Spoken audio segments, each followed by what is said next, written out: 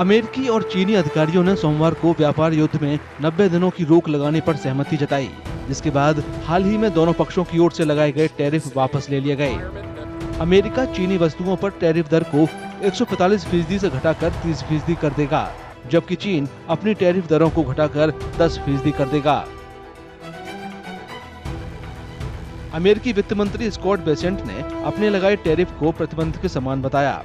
चीन के वाणिज्य मंत्रालय ने इस समझौते को दोनों देशों और वैश्विक अर्थव्यवस्था के लिए जरूरी कदम बताया। We have reached an agreement on a 90-day pause and substantially moved down the tariff levels. Both sides on the reciprocal tariffs will move their tariffs down 115%.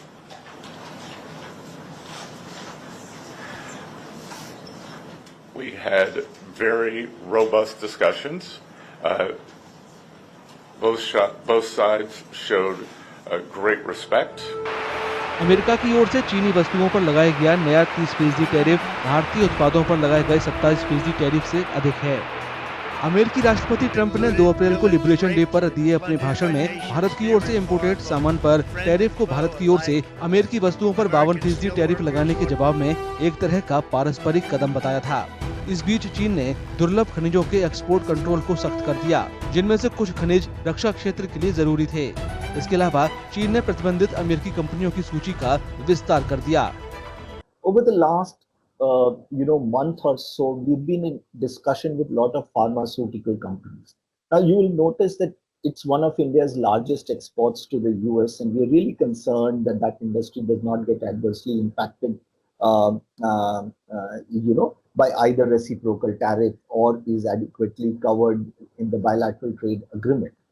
Now, in many of them, actually the API, the active pharmaceutical ingredient, actually comes from China. And India does a value addition to that. What China has done, and it's impacted a whole lot of industry, is some kind of an export embargo on critical minerals, which actually has a whole lot of EV related business in the country almost coming to a standstill.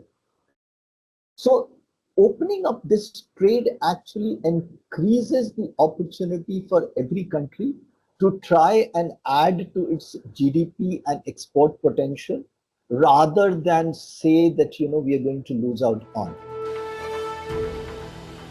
भारतीय निर्यातकों की बात करें तो खासकर कपड़ा और दवाइयों के निर्यातकों को लाभ हुआ है, क्योंकि अमेरिकी खरीदार चीनी सामान से दूर हो गए हैं। हालांकि वाशिंगटन और बीजिंग की ओर से लगाए गए टैरिफ का पूरा प्रभाव अभी सामने आना बाकी है। बहुत कुछ इस बात पर निर्भर करेगा कि दोनों पक्ष 90 दिनों के टैरिफ युद्ध विराम के दौरान लंबे समय से चले आ रहे अपने मतभेदों को दूर कर पाते हैं या नहीं।